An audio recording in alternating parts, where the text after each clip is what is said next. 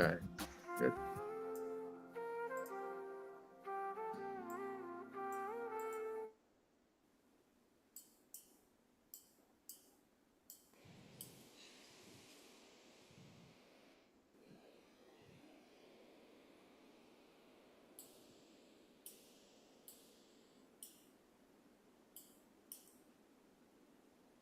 Yeah. Now,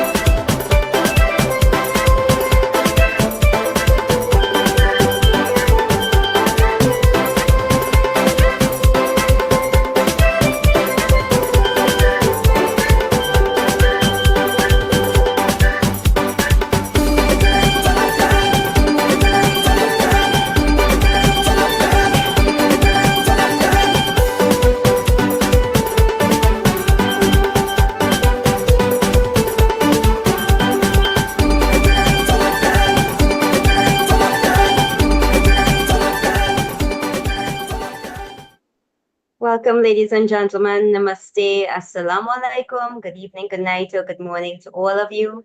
We are so pleased to have people in this meeting from all parts of the world in different time zones. I am Shakira Mohammed from Trinidad and Tobago, a teacher for the past 16 years. And ladies and gentlemen, this is the 225th edition of our ICC Thought Leaders Forum. And we wish to sincerely thank all of you who have contributed in whatever way to the success of this ongoing Pan-Indo-Caribbean and Pan-Indian Diaspora global project. For 224 unbroken continuous weeks, we have been here every single Sunday. And in the past 4 years, 4 months, and 1 week, we have featured 1,035 presenters from all parts of the world speaking on 224 topics. Ladies and gentlemen, this is a weekly forum being hosted by the Indo-Caribbean Cultural Center, a legally registered research and publishing company operating since 2010. And today, we are supported by Rose Mohammed and her team of 12 friends. In order to continue this weekly program and to make it bigger and better, we are kindly asking for suggestions as well as volunteers. And if you give a donation, your name will be placed on our poster and all promotional materials. And please contact Dr. Kumar Mahabir for details. We'd like to recognize this Sunday, August 15th, is the 94th birthday of Mr. J. Suraj Singh of South Africa. He is the president of the 1860 Indentured Laborers Foundation at Verulam. Mr. J. Raj is also a former school principal who dedicated his entire life towards honoring the contribution of indentured workers in building South Africa. So here is a birthday greeting in sand art for him, in keeping with the theme of our climate conscious topic. So Daryl, can you play this short video, please?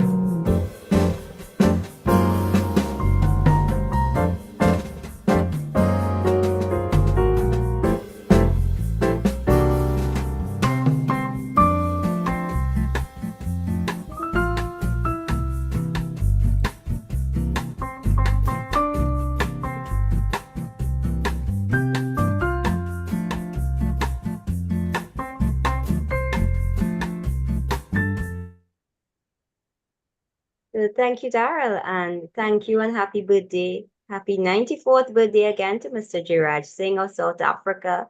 And note that tomorrow, Monday, August 16th, is the International Day for the Preservation of the Ozone Layer. So, ladies and gentlemen, let me now introduce our moderator, who is Shalima Mohammed, the co-director of this ICC Zoom platform, who is a business teacher and researcher from Trinidad and Tobago. She obtained her master's degree in business psychology from Franklin University in the USA. Shalima, welcome. Thanks so much, Shakil. Assalamu alaikum, namaste. Welcome to all of you. And thanks so much for choosing to be here with us. This program is being recorded on Zoom and live streamed on the YouTube channel of the Indo-Caribbean Cultural Center. So I want to say welcome to all of you on YouTube at this time. To avoid intrusions from trolls, our IT manager has muted everyone. Speakers, please do not admit anyone, do not unmute anyone, and do not allow anyone to share your screen. Thanks so much for cooperating. Today, we will be talking about traditional climate-conscious building practices in the Indian diaspora. The Indian diaspora has long been rooted in climate-conscious building practices, with contemporary architects and builders drawing from traditional methods to promote sustainability. Rosie Paul and Sridevi Changali, co-founders of Masons Inc. Studio, specializing in earthen architecture and heritage conservation, are here with us. The firm's designs have been grounded in principles of ecological sensitivity and minimizing environmental impact. The team consists of enthusiastic, like-minded individuals united in their mission to make a difference in the construction and conservation sector. In Suriname, Mr. John Mohanlal Ramnandanlal, better known as Papi, has created a traditional house named Ba Mai Kagar. It mirrors the homes of indentured Indians. Mr. David Fojo from here in Trinidad incorporates Vastu Shastra principles, blending ancient philosophies with environmental harmony. Together, these individuals embody the Indian diaspora's commitment to traditional climate-conscious building practices that prioritize both cultural heritage and environmental sustainability. What can we, and by extension, the rest of the world, learn from them? Let us hear from them directly. And we begin with where it all started in India. Rosie Paul is currently in Bengaluru, India. She's the principal architect at Masons Inc. Studio, with expertise from, I hope I'm pronouncing this correctly, CRA Terre in France.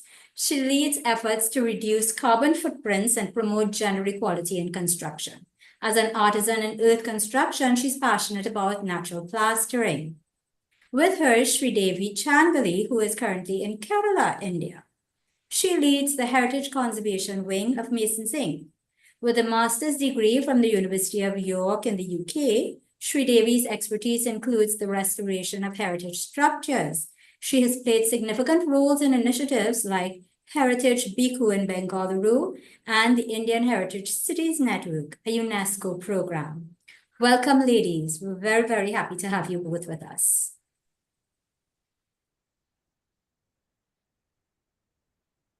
Yeah, well, we'll show the video first.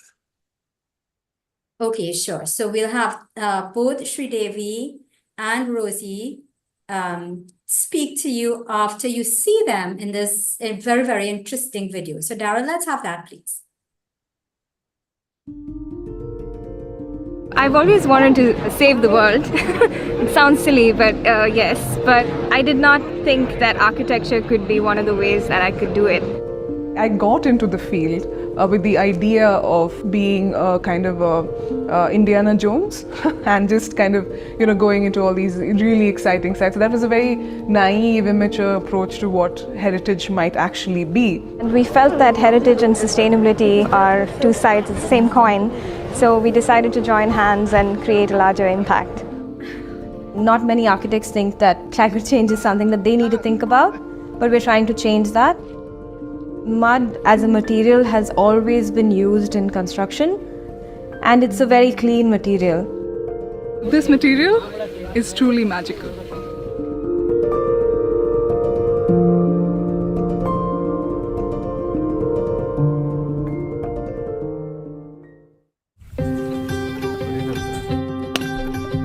in India, it's all about customs and traditions. He walked around the machine with lime and camphor burning in his hand, just like removing all the bad energies or vibes that the machine could have been born with. So that's how Hinduism is, right? You're believed to have born with certain sin, and then you kind of work your way towards a sinless life.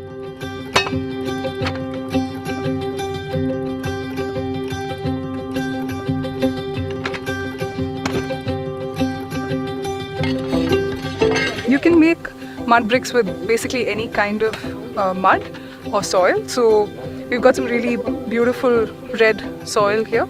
This soil is further seeped. All the big particles are kind of taken away, and it's mixed with what used to be sand but is now quarry dust. So quarry dust is essentially from stone quarries, the waste that you get is collected, and to this mix you add very little bit of water just to activate the clay, which is then put into the machine, and the strength of the brick is basically got from the action of compression. So what essentially you're doing is you're removing all the air particles from the mix and therefore getting a very, very solid block. So the manufacturing and the processing is done by local communities, so that again you're giving back to the livelihoods towards local communities rather than large manufacturing plants and large companies. So that's why this material, although it looks like a very normal block, has a much larger reach and a much more positive impact than any other bricks or blocks that I use.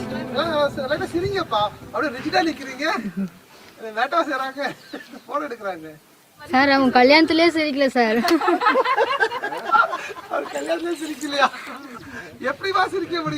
For whatever reason, now you find masons who are mostly male, so the kind of camaraderie you would want to have is a little bit harder to achieve with them. So it's a bit of a social stigma to get too pally with women. So initially they'll be like, no madam, you can't touch the tools, you can't get muddy.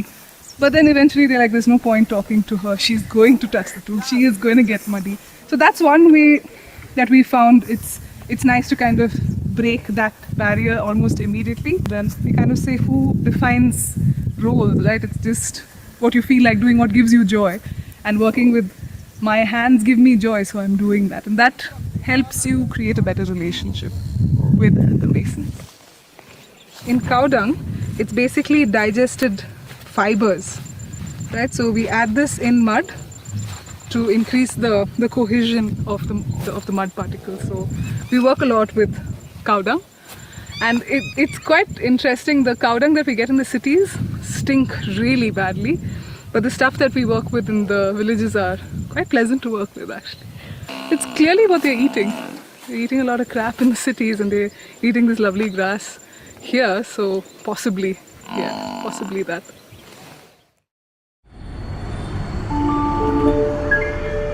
Rosie and I go back a very, very long time. We were roommates in college and did our architecture school together.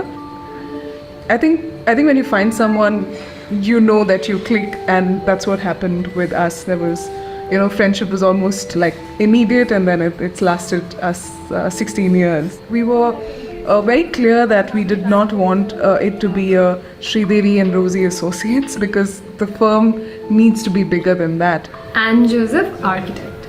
Vasha and John, architect. Tejaswini, architect. Lesha Mahadesha, architect. Sanjani J, architect. Shiva, architect. And then we thought about the masons on site who really make our dreams, our drawings and all of that a reality.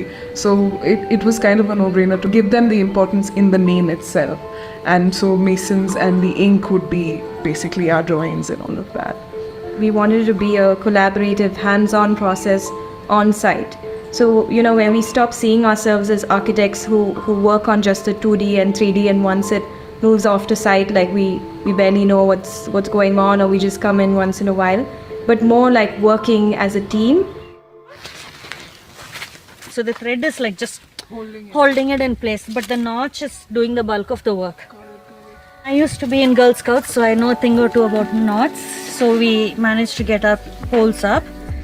This is pomegranate. I started out in the corporate world like a lot of people, and I think after a while I got disillusioned with that kind of a life. I was thinking about moving to the countryside, setting up something like this. So it was on my mind, and we were thinking about it until, a year and a half ago, I lost my husband, the love of my life. He was my college sweetheart. I know adult life only with him. I don't know any other life. So when he died, I knew I had to rebuild life, and I couldn't do it in that city anymore. This place came up. It was almost an impulse buy, and I bought this place. And then I had been talking to the masons saying, guys, I think it was important for me. They also knew them. They also knew my husband. They understood my journey. They understood where I was coming from. And somehow that translated into the design. I'm very proud of it because the only cost we incurred in all of this was the metal mesh. The rest was quarry waste, and these are broken bricks, these are broken tiles. So it was all waste. Fiber or in this. Okay, and just to be clear, I'm not going around shaving my dog. I have groomer friends and they give me in bags. Yeah. Dude. He comes when we're mixing mud and things like that. He wants to be part of it. Yeah. It sounds so cheesy, but it's a journey of love and pain. And I'd say that this is my dedication to my husband and the love that I had with him. That's what it is.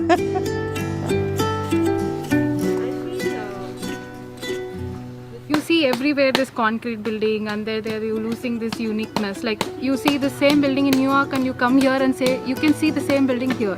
The mud that is there on site, Yeah. that seems to have like a secret gold shimmer to it. It was shining. It was a very sunny day, and then we found a yellow stone also.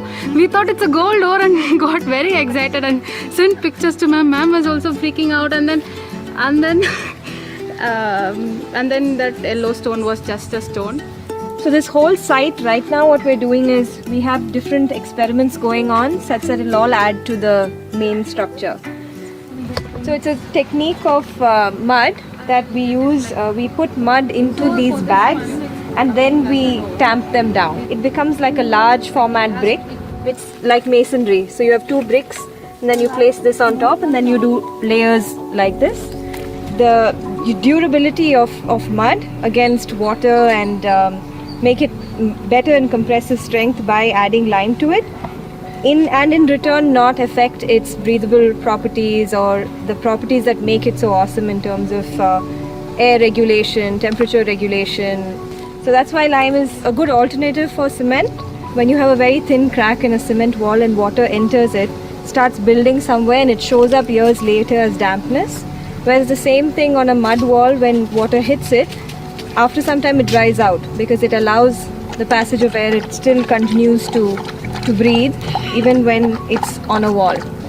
Another really great thing about lime is that it absorbs CO2, so it behaves like a plant. Mud and lime are like the co-stars, lime being more of the diva, I'd say. It's insect repellent, so lime wash is also used to kind of paint the woodwork that we use to repel termites and things like that. You need to give it its time and you need to understand it.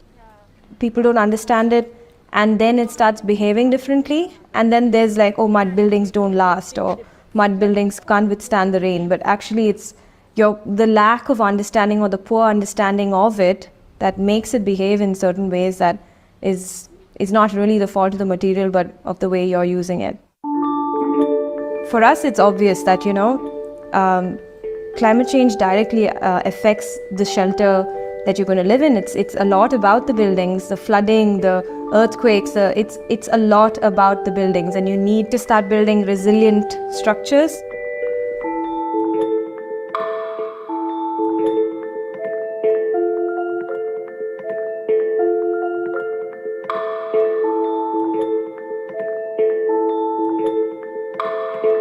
The two main culprits are cement and steel. So these two industries are very, very carbon heavy. They are manufactured using raw materials at high temperatures, and there are plants, situated all across the country, and so the embodied energy in making the material itself is quite high. and then to transport it from factory to the dealer to then to the site. A lot of thought these days are going into organic food. There is a shift to, say, organic clothes as well. But organic homes and the health impacts that it has is something that hasn't been studied sufficiently. So when we look at traditional systems, one of the key elements that were very often used was natural materials like mud, stone, bamboo, etc.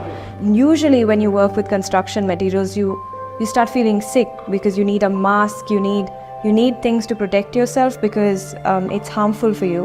Whereas mud is the exact opposite, it's good for you. People buy clay and put it on their faces and things like that. So working with it is healing in itself. Trying to bring on more women masons onto the construction sites. The workers from the village, they turned up here. The first day they were just, they were just women from the village and I was just a woman from the city, and there was that disconnect.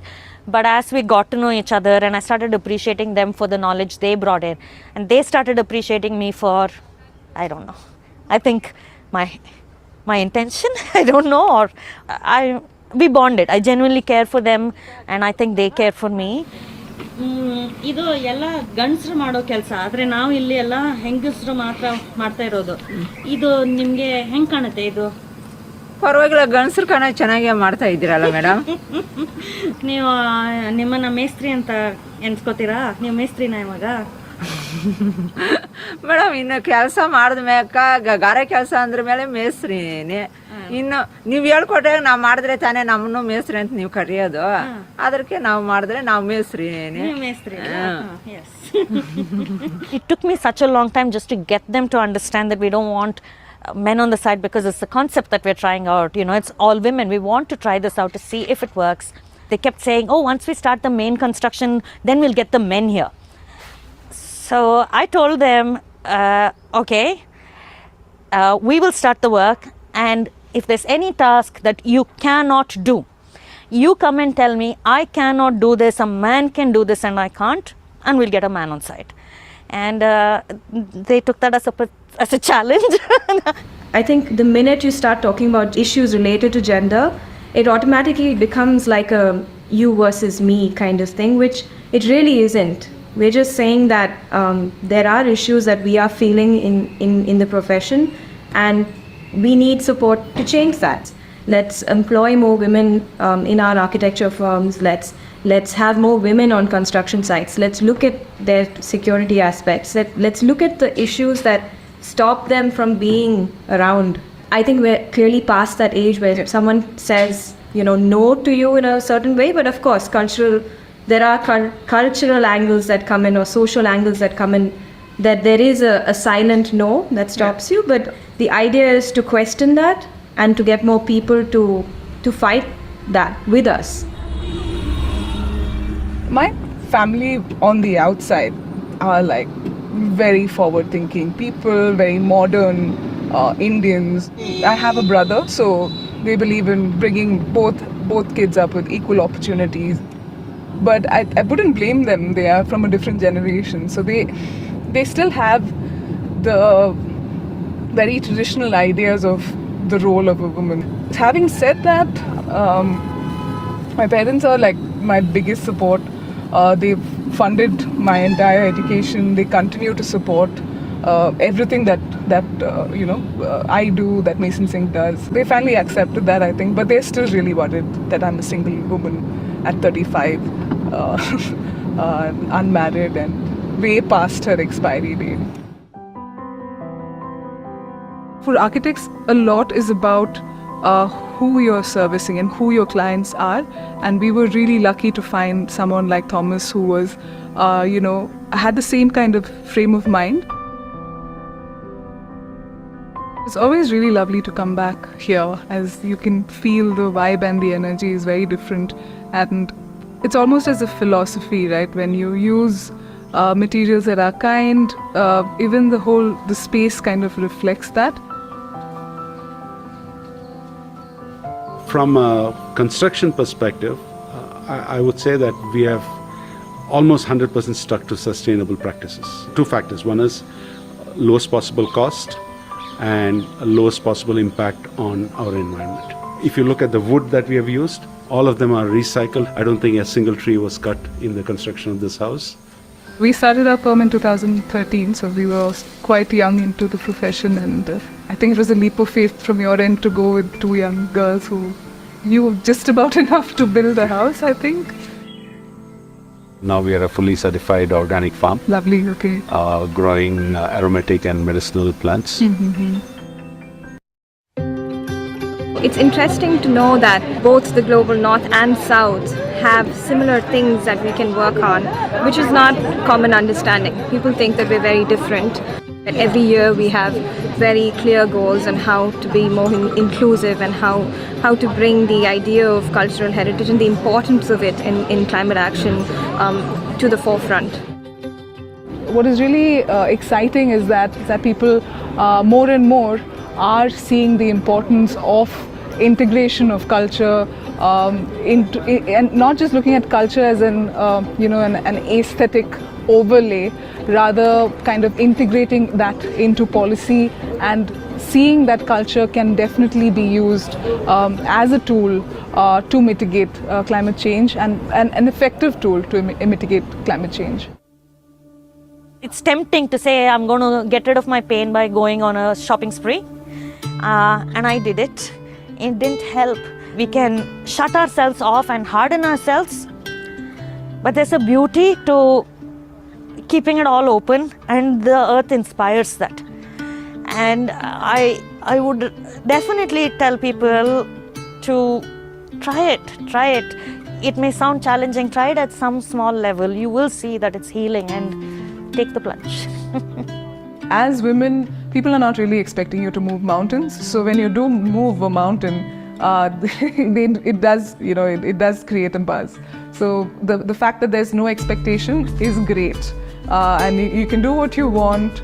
To all the women who are watching, no matter where you are and no matter what your profession is, no matter if you're at home, I think in the whole view of climate action and being more responsible, I think the idea is to just each of us to do our own little part, to keep going. And I'd love to see more women here next time, and more women architects and more women everywhere. The future is female. He's still posing. Yeah.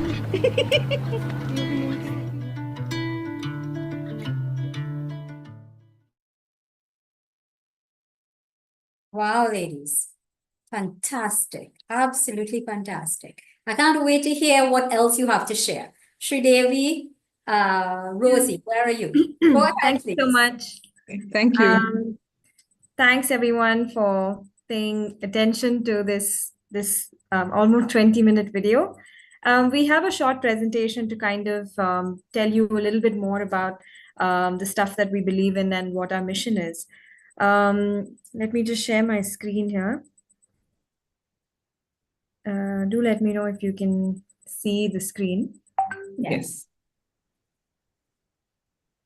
Yes, so I think from the video, it's clear that at Masons Inc., we believe that holistic sustainability is what is also important when thinking of sustainability. It's not just about the environment, but it's also about cultural impacts, socioeconomic impacts. It's an all-in-one kind of situation that you need to look at all the 4 pillars when it comes to when you want to really be sustainable, and that's something that we are trying to do. We also believe that looking at the vernacular can really give us clues to to the challenges that we're facing today, and whole clues to how is it that we need to intervene to respond to our future challenges as well.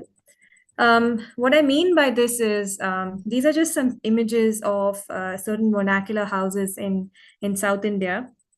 And it's interesting to see, and it's also interesting to note that all of these houses were kind of born around in the pre-carbon era. So how did these houses come up with so much know-how, and how did they last so long? And why is it that we're struggling to make our buildings last right now?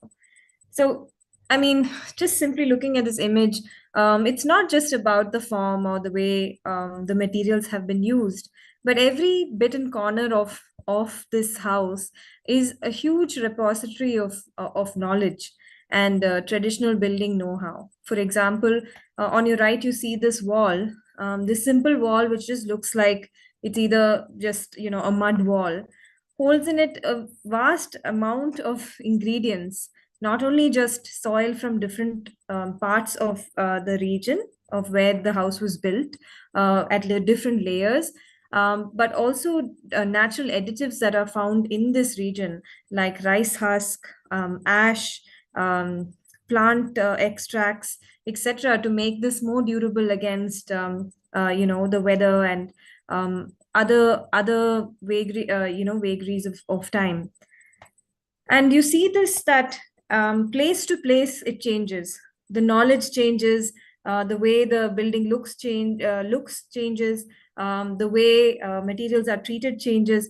These very two images are really just taken in two different villages very close to each other. You can already see that the color of the walls are different, the way certain things are treated is different. Probably one of these areas receive more rainfall than the other, etc.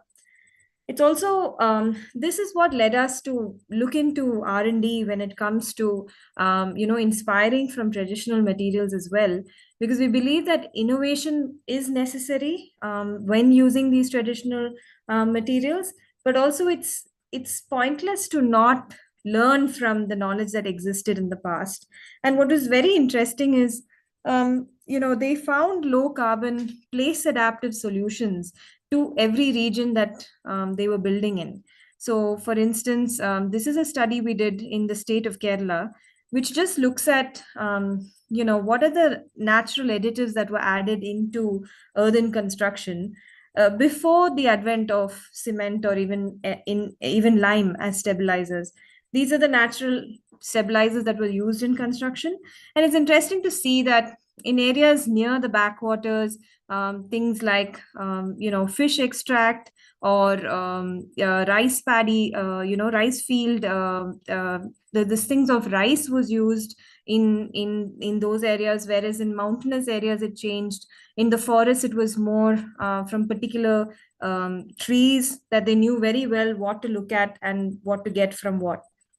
So what we are trying to do is understand these additives and look at them scientifically to see if they can be brought back into construction today, so that we can move away from the extremely carbon heavy additives that we're using right now. One of the major ones being cement. And we hope to bring this back and see how they would they could replace cement or other highly industrial additives. And it's also interesting if you see how the building form worked in different regions when you look at the vernacular. It really responded to the nature around it, and we have a lot to learn from them.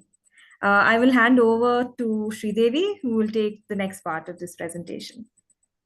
Hello, everyone. Good morning, good afternoon, and good evening to everyone who's joining us from around the world. Very happy to be here today, and to continue the theme of the presentation. The creations that Masons Inc. Curates or designs are a true manifestation of traditional meeting modern. You can see that from we're now going to move on to some of our project images.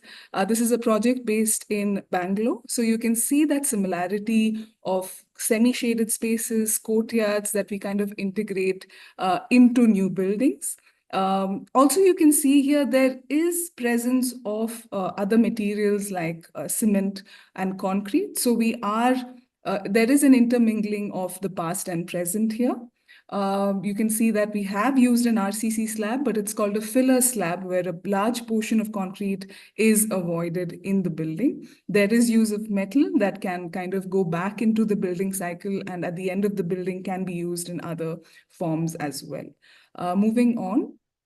There's a project that we've taken from Kerala. Here also you can see the use of verandas and courtyards, but the verandas are much deeper because of the intense rainfall that we get. Also, these transitionary spaces are really used well for blurring the lines between the inside and the outside, which we try to do a lot with our buildings. The other thing I want to kind of take your focus on is the honesty of the materials. So if you're using wood, it's seen as wood. If you're using metal, it says metal. Raw mud is exposed as is. The cement is exposed as cement. So there is a certain kind of humble aesthetic that comes through the honesty and the the kind of way in which the materials stock in each of these buildings. Next slide. We also kind of try to keep a very simplistic approach to our buildings and let nature speak rather than the building speak. So in the process, it gives birth to very simple looking buildings, but at the same time, it's the nature around it that's the champion and not the man-made creations. As you saw in the video, we do focus a lot on communities around it. And I think architects do have a bigger responsibility of creating greener livelihoods and helping communities. This is from the project that was in the video where we are training women in natural building construction. The next slide is of the project. It's again based in Bangalore. It's a vocational training center for people living with HIV. And in this project, the stakeholders themselves were part of the building process. It becomes a really lovely place to be on site, a really nice intermingling of energies. And there's a great ownership that comes from including the stakeholders in the building process, the design process, and overall gives you a really, really good output when it comes to building. We also feel that it's very, very important, since we are in a niche sector, to kind of educate and impart this knowledge to younger generations and people even outside of our profession. So we take outreach and skill building very, very seriously. And we do a lot of workshops, and this session being also an example of where we love to talk about the work. And we do realize that Masons Inc. is seated at the crux of a lot of things that are important today in terms of cultural heritage, in terms of climate change. And we are an organization that believes in the importance of these things and creating of awareness of these things. We would also love to connect with any of you in the audience who resonates with similar kind of outlook. And please do reach out to us on the links that are shown here. So that would kind of end our presentation. I hope we've been well in time, and we'd love to take questions from your end. Perfect timing. 1 minute to go.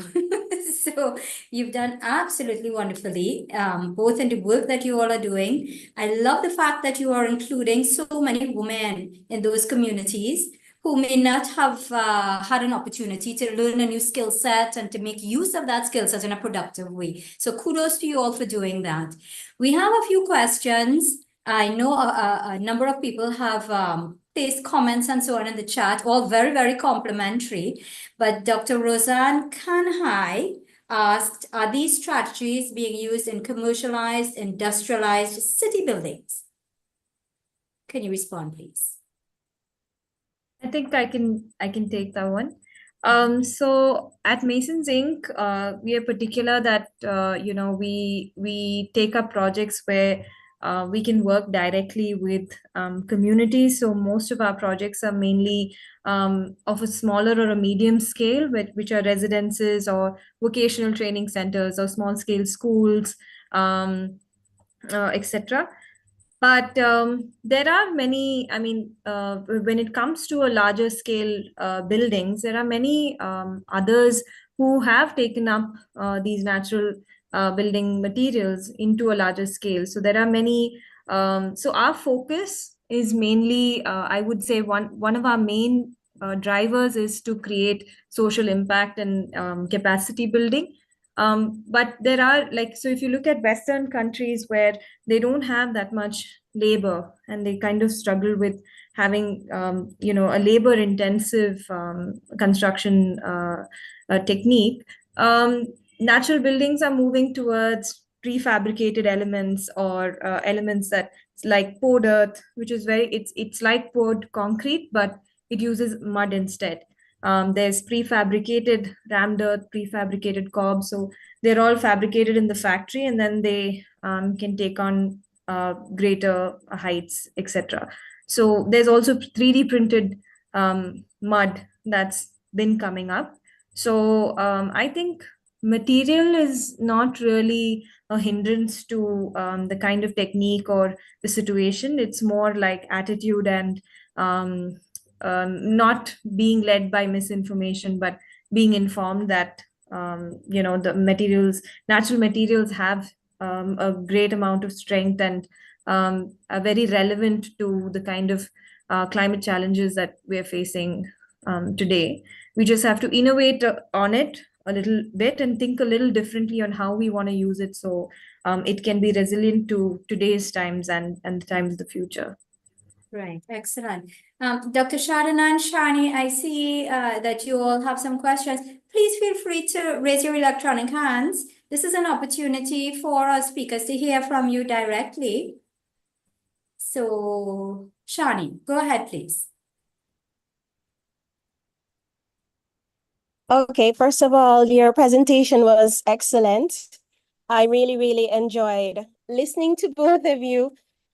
This is my field. I used to teach architecture. So my question really had to do with, in school, were you exposed to vernacular architecture on a wide scale, in the Caribbean?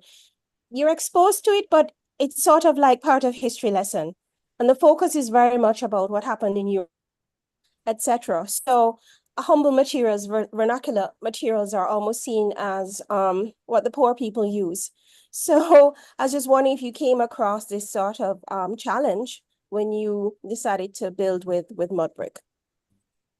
Yeah, I think I'll take that one. Yeah. So coming to your question about undergrad and our education, we were lucky to go to a university that was in a rural setup. So I think subconsciously we did take in what was around us, which was the vernacular.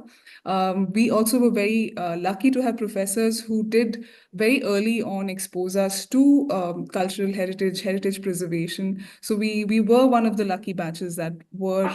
And that the town of Manipal is surrounded by villages which have a lot of this kind of vernacular buildings, when we were lucky to also document them. So yes, I think the answer is yes, we were exposed to this very early on, which could have laid the foundations for what we are doing today.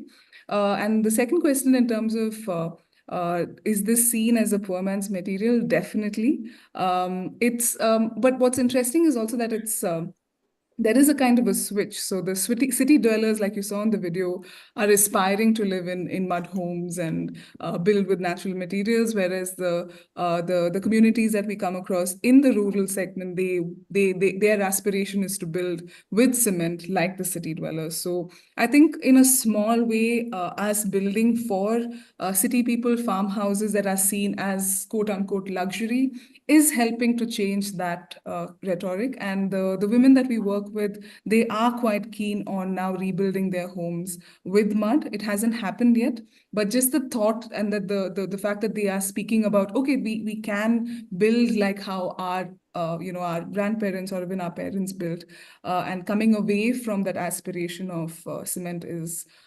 something quite heartening to know. So that shift is definitely something that we are seeing. Yes. And just to add to the question on education, I think that's another reason why we feel it's very important to do that outreach and awareness that we do.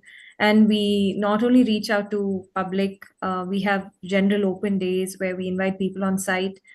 We go to a lot of colleges and we have workshops with them. We have site days where we bring students to our sites, so that they don't have to go somewhere specific to be influenced by and to know about these materials. We're trying very hard to kind of make it part of their everyday conversation, and have workshops and have these kind of webinars and everything, where making mud and natural buildings cool again. Yeah. Okay, wonderful. So we'll take a question from Dr. Shardanand, then Jay, and then Kasraj.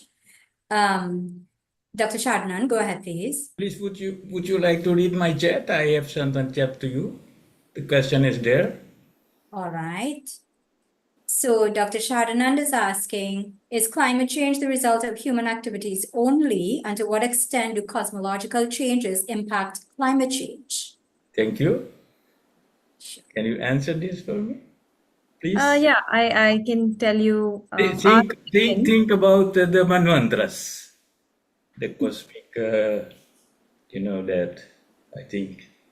I might not know about the cosmic. Okay, go on. I'm listening. Yeah. So basically, climate change is also a result of, I think, how the natural way of how the Earth ages. But what's happening is human intervention has been too strong and too heavy on the environment, that there's been way too much of carbon emissions that is causing a lot more deterioration than before, which is leading to overheating and overcooling of certain spaces. So I wouldn't say that it's only human intervention that has an effect on climate change, but it definitely has a major role. So a little bit only. Yeah. Because the Vedic cosmology, you have heard the name of Satyavrat Manu, the seventh Manu, because our world was flooded before, and the last one is the seventh time. That means that the climate change we have got it millions years before. It is a cyclic way of course. It's a physiology of the cosmic. That is what Puran is learning us. So that's why I'm studying about this, and I think maybe you can find this, because it is not only the humankind is doing the problem. That is my point today. For sure, I'll definitely look into. Okay. I think we will, but Thank you. I mean, just to add to that, I feel caring for the climate is more a selfish need than a need of the planet, because I feel very strongly that if we continue going down this path, and I do agree there are several factors, but if we continue to go down this path, the Earth will still be rotating around the sun, whereas we may not be left with a planet that is livable. So I feel whatever we can do in our own small ways, we should try and do to mitigate the way in which things are progressing. Certainly. And I saw Dr. Betty Govindan added, paradoxically, human development and progress has impacted on climate change. Definitely. Jay, go ahead, please. Definitely, Betty, and definitely human behavior and the way the human being is using Earth.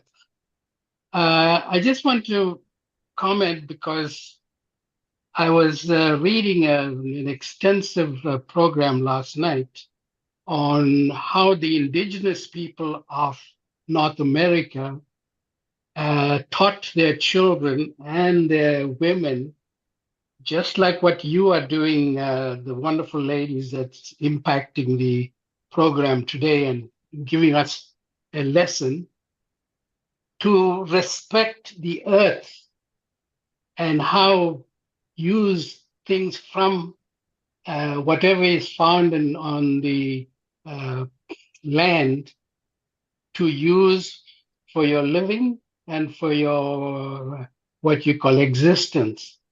That's the indigenous. And it brings me back to the day that I used to, in my younger days, plaster the temple floor with cow dung. And my mom was the one that taught me that, and she learned that from her father, who was a temple builder. So all these things are cyclical, but I am so intrigued with the women on this program today to bring this out. And I I'm going to flag it and give the compliment that watch what's going to happen in the United States on the 5th of November. And that will give you enough ammunition to educate the world. So there's no question but a comment.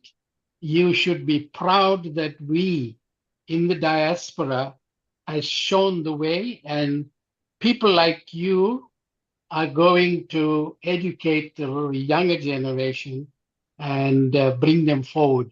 And thanks for having women to lead the way. Thank you. Thank you. Thank you. Thank you so much, Jay. Wonderful. So our last question for you ladies is from Kasraj. I'm not seeing Kasraj putting his hand up. He says, he's asking, in terms of strength and security, how do the mud blocks compare to concrete blocks? Shri, do you want to take that? Yeah, sure, I can take that. So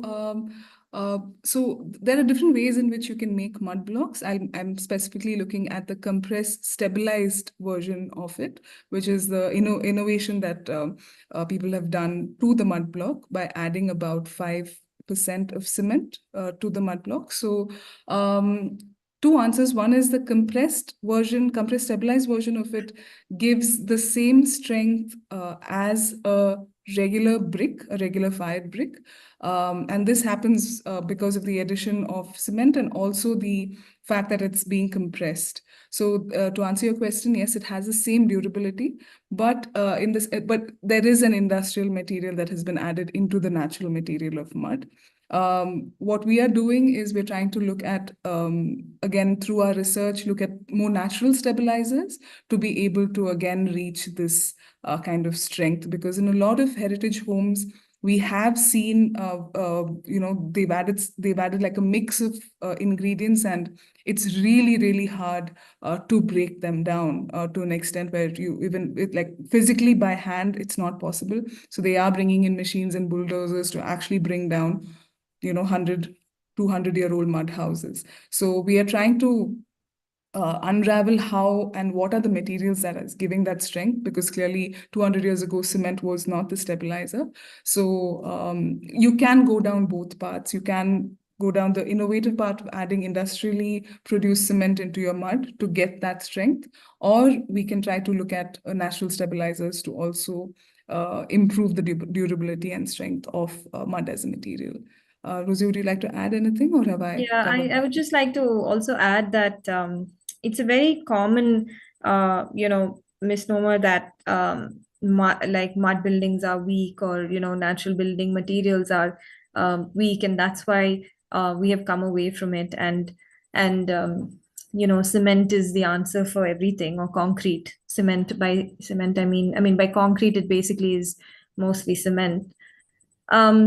I think what we need to understand is, no matter what the material, if you use it in the right way, in the right context, in the right quantity, then it's not a threat, but the way that we have depended on concrete, and the way that we are proposing that as a solution, the be all and all of everything is where the issue is. Because many times, okay, strength wise, maybe cement does gain its strength, its maximum strength, in like 14 to 21 days. So you're able to check it and test it almost immediately. Whereas things like lime takes much longer to gain its complete strength. So you can't really know. It gets stronger as it ages. It tries to go back to being limestone. So you can't really test it one-on-one. But what we forget is also, you can't just look at what is good about a material by looking at one aspect, right? You have to look at the health of that material. What is the climate efficiency of that material? What is the thermal comfort of that material? So when you put it against all those grid analysis, cement has a very, very low place in it.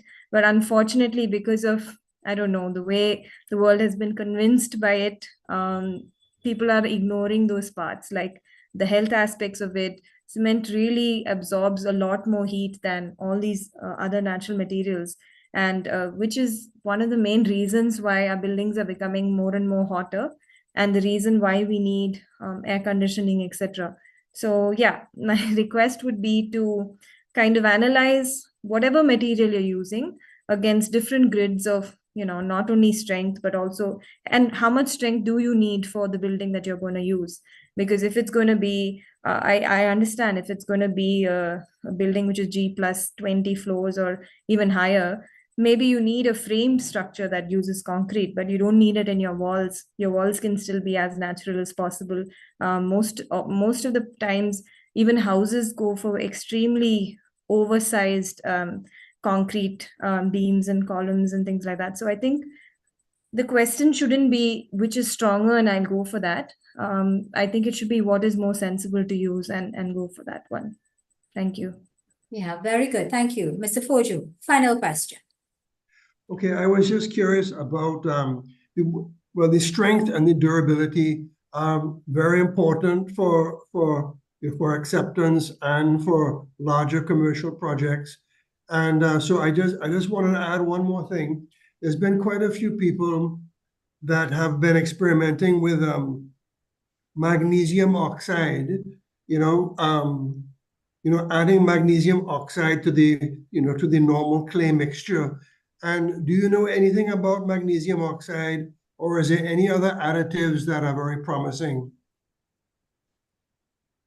Shri, you recently did one where you were coating it with Yes, something. so I have not heard of magnesium oxide as an additive, but that's interesting. We will look into that.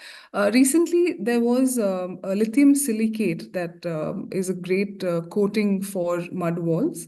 It's 1 part lithium silicate and 1 part water, and all you need to do is spray it on your mud walls. So what happens is that on a molecular level, crystals are formed around the clay particles, and it stops reacting with water. So the benefit here is that a lot of the coating materials that we've been using over the past 10 years have stopped the breathability aspect of the mud wall.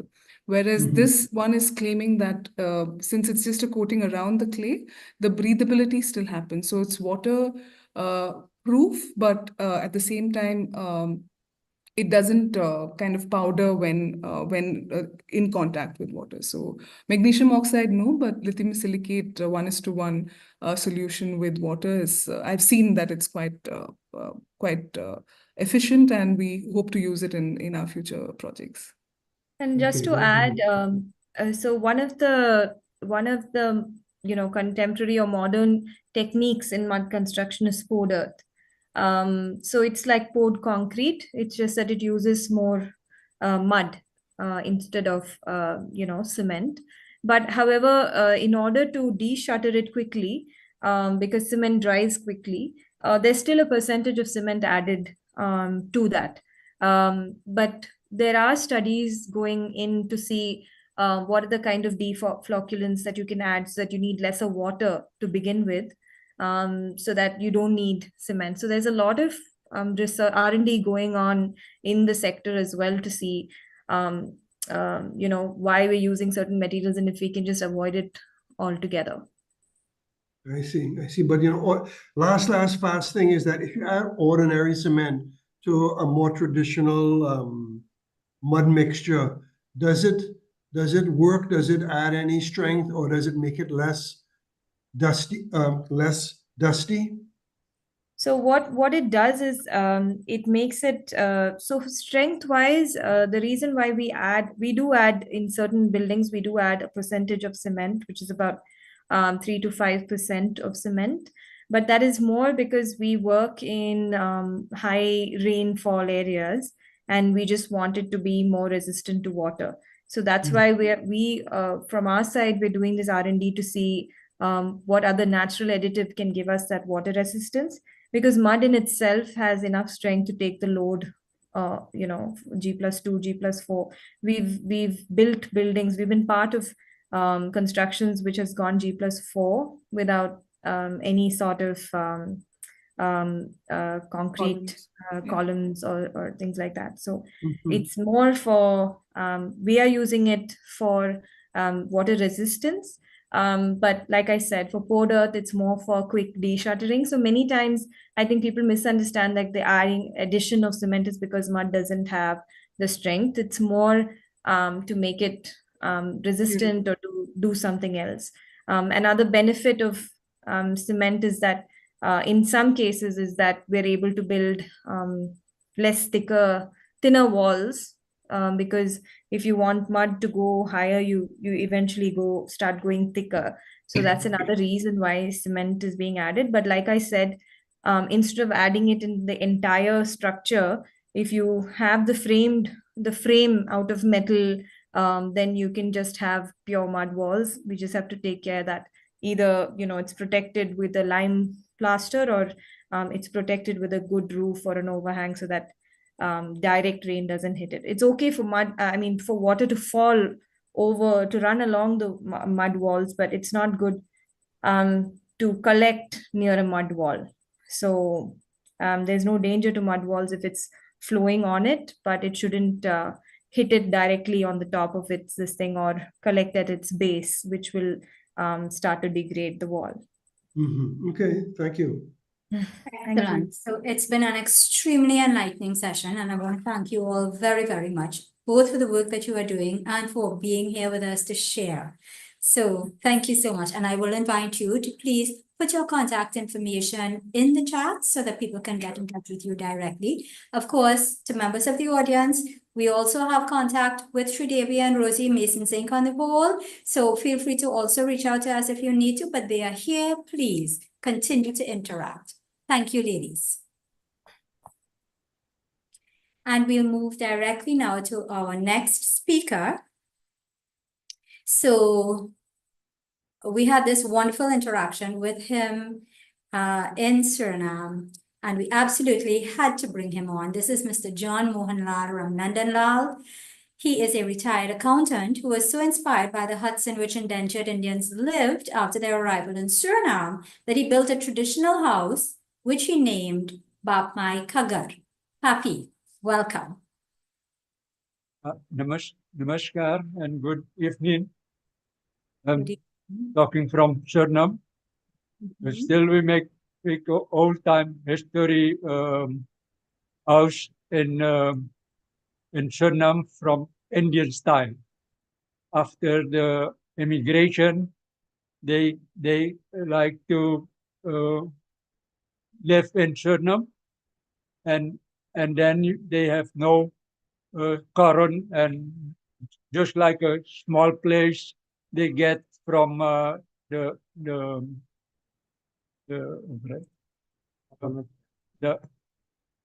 then they take some wood and rice wheel, some grasses, and make a house in Suriname.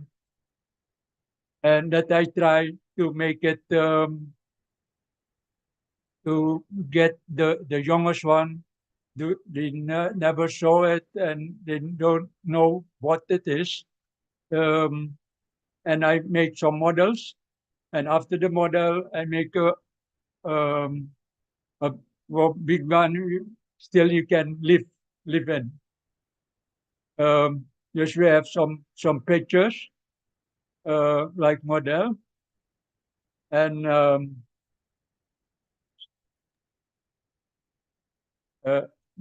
you have the model. Okay, great. Yes, it's in slideshow. Thank you. That is the model, and after that, I talk with some people, but no one know it, and then we make it a model, and then after that, I make a big one, Bap Mai Kagar. Still, it is from wooden, just like coconut trees, small one, and you cut it and make it, and you can use still 30 or 40 years. You can hold it, and it is the first picture is just the oldest time style is cow dung with some sand and grass and mix it and make a wall what is cold, and you can don't cut just like a concrete, concrete is, and it's very cold. And move, make a one timber or on wooded, we make a air trap for climb the upstairs. And that is the wooden jalousie, louvres. That is still it is more expensive than the glass one what we have it now. And no many people can make it. Some special one we can use it.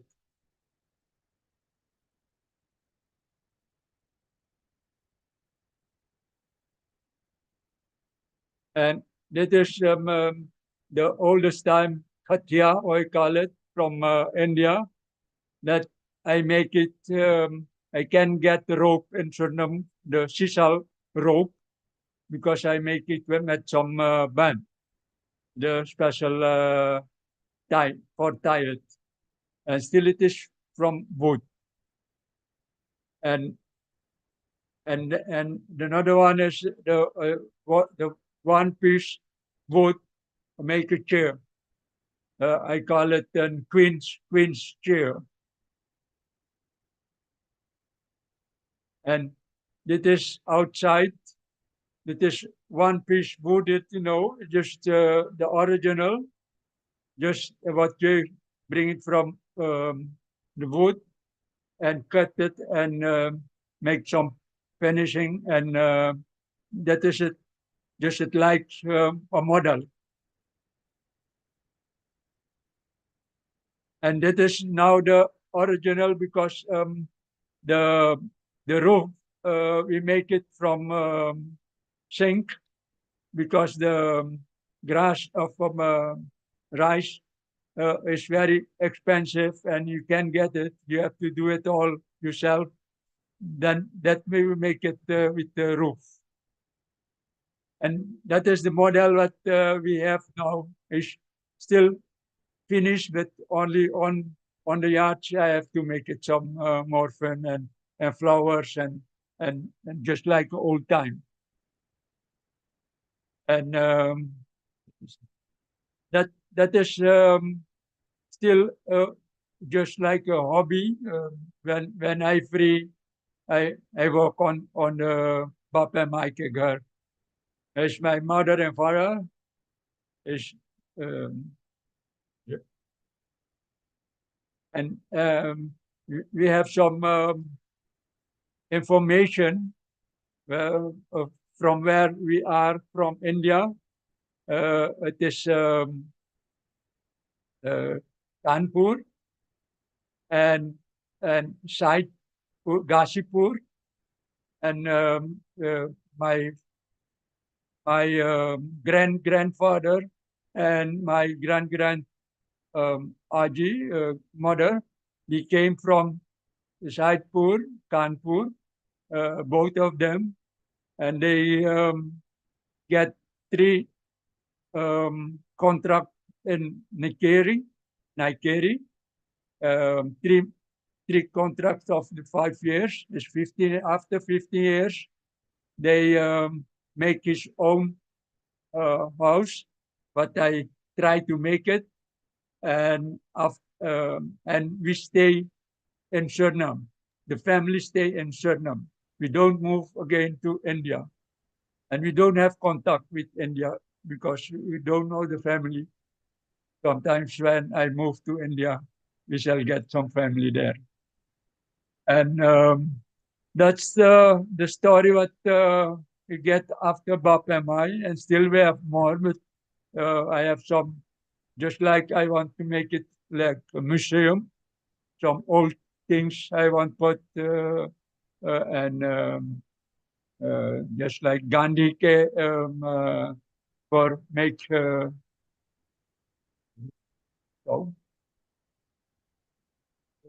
rope, spinning wheel. I have also is on the chair and pass that I want to put it in the house. no people know it, and some oldest things what we was using that time. That is the history of the making Bape Maikegar. That is the reason, but it is not finished yet. For me, it is not finished. Thank you, Papi. Regan, can you please go back to that slide with the stairs, the staircase, Shalini and the staircase? Papi, I'd like you to give them a little more details about that particular staircase. How were you able to build that?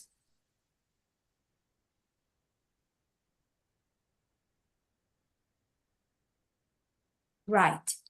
Stairs cut from one log, is that correct? It is one timber, one log, and I make it on a triplex, of smallest wood piece. I make a model, and then I put it on the log, and I mark it on the log, and then we cut it with steel chainsaw.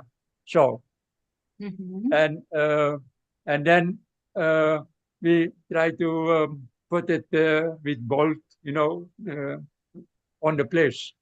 And that is one piece. What kind of log is it? What is the name of the tree? You call it fungu. Fungu, it is hard wood.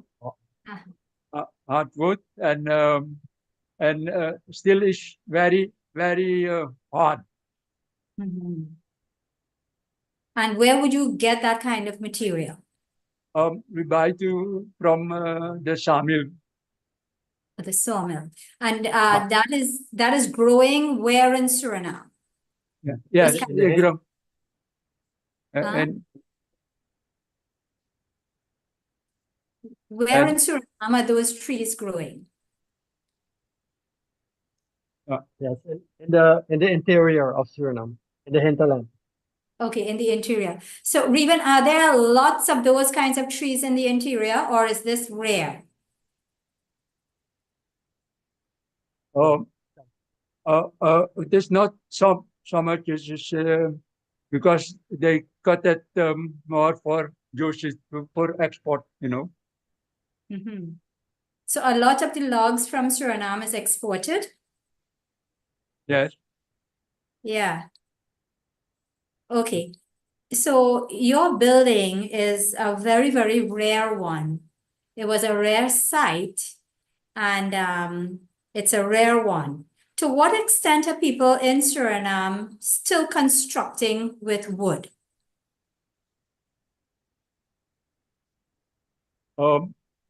No, because wood is more expensive. They built more with concrete, stone. But still, when people can make like house with parsara, is more cheaper, and it is more good for the temperature. Because every day we are hot and hot, and in that wooden is cool. And still you use the cow dung is more better. Then and it is cool, more cooler. The temperature more low. Okay. So the models, the roof on the model is really rice paddy, correct? Yes. Right. So having seen all the rice in Nikeri and having seen what they're actually doing with the waste, it's quite unfortunate. Is there any way to commercialize the use of that for building material? Still is possible, because they when you plant the rice, you cut it with a combine, and all them is you burn out. You have to burn out for plant rice again, and that is when you plant itself is not problem, but the people are, I think, more glad when you came take the rice pieces, the old one, for make the roof. Okay, so I want to thank you very much for sharing. Unfortunately, I wish we had more pictures to show, because to members of the audience, there are 2 levels to this house, and upstairs is just as incredible as downstairs, and there are several features in the house that we were able to see, but unfortunately unable to show because we didn't take enough pictures. But this is fantastic, and I want to invite you now to please ask your questions directly to Papi. Dr. Mahabir, you had a question. Yes, so Papi and Reverend, thank you very much for accommodating us and treating us when we were in Suriname a few months ago, sometime in August. We had a wonderful time. You are welcome. Yes, and I want to tell members of the audience that Papi has built this as a museum. So Yeah. whenever you are in Suriname, you are free to visit. He would give you a personal guided tour to Suriname, to the traditional house. What I want to ask, in the picture you showed with the bed, is that called a katia? That's a traditional bed. And what's the advantage of sleeping in that bed over the modern type where you have a mattress? Everybody sleeps on a mattress. When you get problem with your back, it's more better because you are sleeping right, you not go down, and it's more healthy for sleeping. But yeah, still is more better for sleeping. The person he get hernia discal, so person can sleep on katia. It's more Katia, better. yes, it's called a katia. Yeah. Katia. Great. Okay. It's an Indian style bed, Yes, thank you, thank you. And so well made. I think it could be made and be sold easily. It's beautiful. Dr. Shardanan. Oh, okay. Thank you. Whole nostalgic is this. My birth house 80 years ago, that was this kind of house. But I want to ask to Babaji, आपके पता होगा पहले तुल्ली के भी छत बनाया जाता था. They built it, the roof not of grass. There's a kind of palm tree, and we call that tulli. तुल्ली और परसरा के घर. परसरा. हाँ, परसरा के घर बनत रहा ना पहले. ये परसरा के घर है. हाँ, वही परसरा के भी है. हाँ, परसरा के है. It is made also from the palm. It is palisander, hello, Vice Ram Nandana, do you know? But maybe you can explain that. Parsara and palm that grows riba ke kinare jamat raha. Long side of the rivers, we had a lot of these. You have not to go to the interior of. You don't buy nothing. What you need, that is only not nail, nothing. We have enough in the Guyana because Brazil, France, Suriname, Guyana, and Venezuela on the strand. But you on know the beach. On the beach. Okay, you know why they are not building such kinds of houses in Suriname? The robbery, chore. No one want to live in this kind of house because रात के चोर आ जाएगा. You know that. we shall get a special FBI president, and then we don't have it. You have. Okay. Loha ke chari nikar deval jaise. Yes, trolleys. Yeah. Okay. Thank you. Thank you. but But we that have was Saramaka ke Hildesheim, you know that? Yeah. In Saramaka, Yeah, Bombay, Sir Hildesheim, you look sort of. when you drive to Sarmakani-Keri, you have both sides of the Okay, but road. the other side of the river, where starts Oli exhibition. Yes, that Is is the it. place. Yes. Because we have 5 kinds of parsara. But Okay. this is I a know. special one. Thank you. Thank you. Because I don't know, I have to go to the university bibliothèque and I make it for myself. Okay. And Okay. then I start to build, because that Very was the interesting. model. That was the problem. I make the model, then the person, the museum director said, "Oh, that you want to make it," and after that I make it, but no person institute are here for look how dry the rice field grass to make a roof, and I get some information from Iran. Okay. The cell you have to study before you start Yeah. with a new thing. The people say we don't have um, money for go to look for these new things. Thank you. Thank you.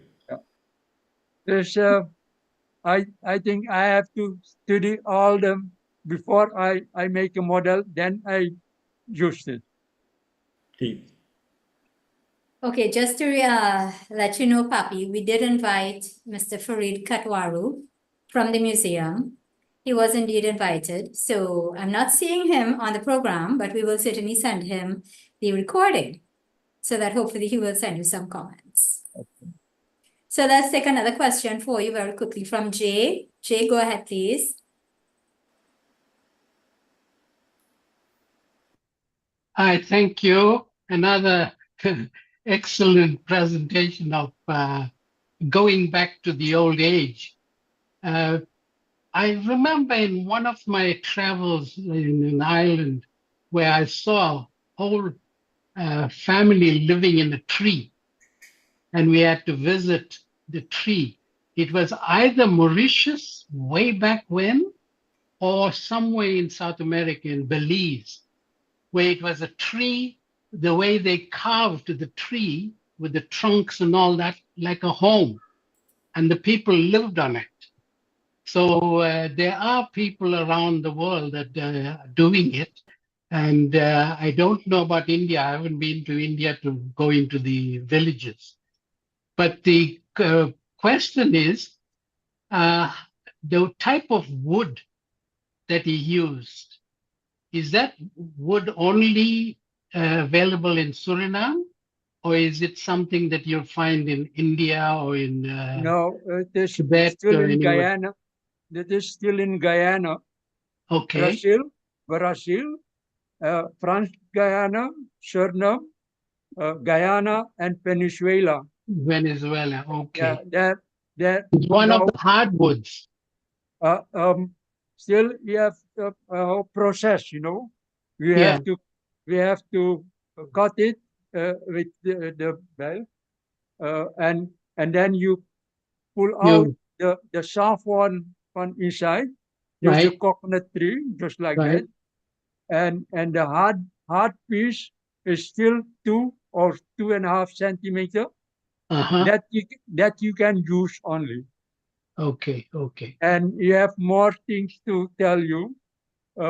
Only Indian people was using cow dung for inside the house, because it's a special reason.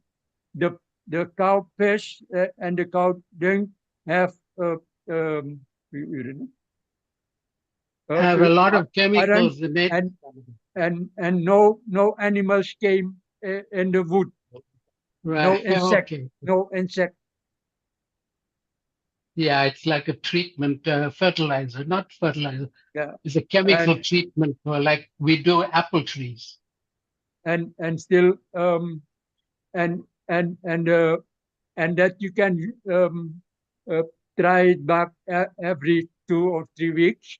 We have just like water and cow dung, mix it and you give it a cut, just like plaster, a new sign.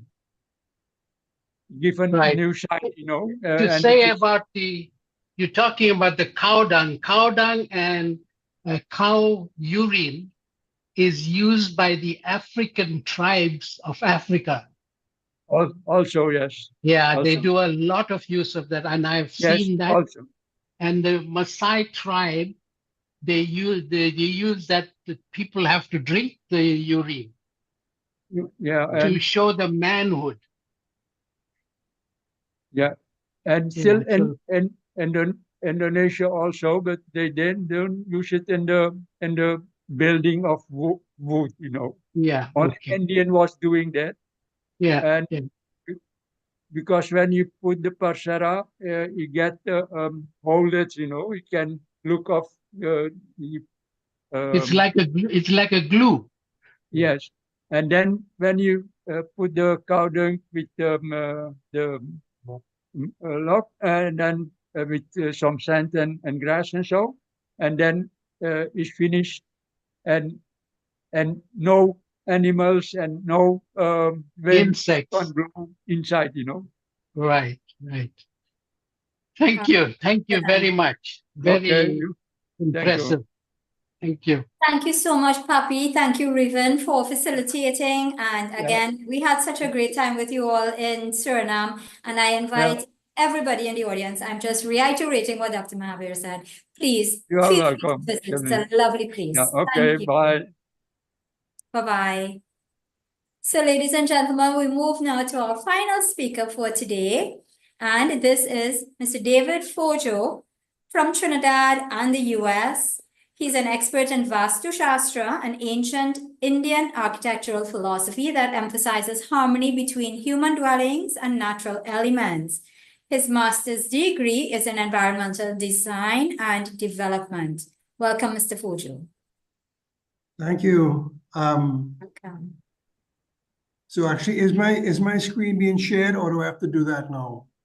Can you share it now, please? Okay, let me see. I have to go back. Okay, share screen. Right.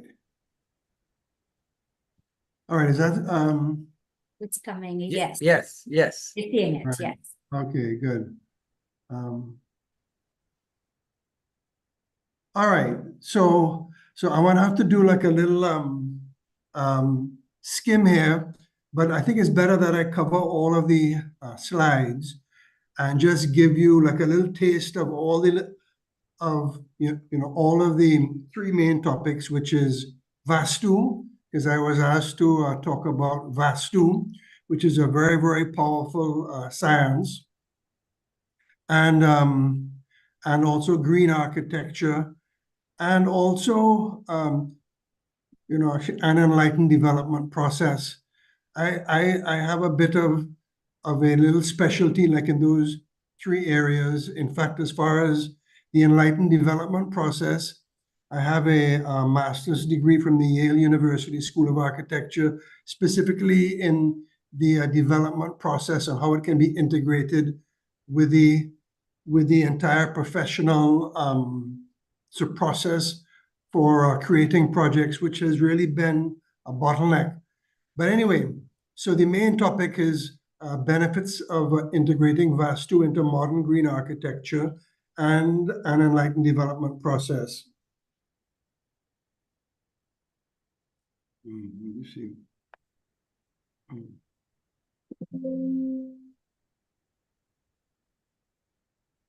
Okay, it's not going. Okay, so by using Vastu with the best modern and green design and development knowledge on the planet, we can create buildings and cities that are a quantum leap superior. So we're sitting on this gold mine. We have all of the knowledge that we need to actually to literally create heaven on earth. Like, I know I can use that language because, I think pretty much everybody in the audience is a light worker, so I can use phrases that create heaven on earth. But a little bit further into the presentation, I will give some things that we can tell our colleagues and developers and the politicians, things that are less spiritual and less sort of airy-fairy, is that not only can we bring heaven on earth, but make a very abundant society where we all, speaking like in their language, where businessmen can have more profitable businesses. Okay, so this is a building that I did in St. Lucia, and it follows Vastu and it follows green architecture principles. You can see the symmetry. And this building actually won Building of the Year 2014, so that even though we're using all of these so heaven on earth type of principles, Vastu and light quality, it can still be a big commercial success. And the Prime Minister absolutely loved this project, and it got rave reviews.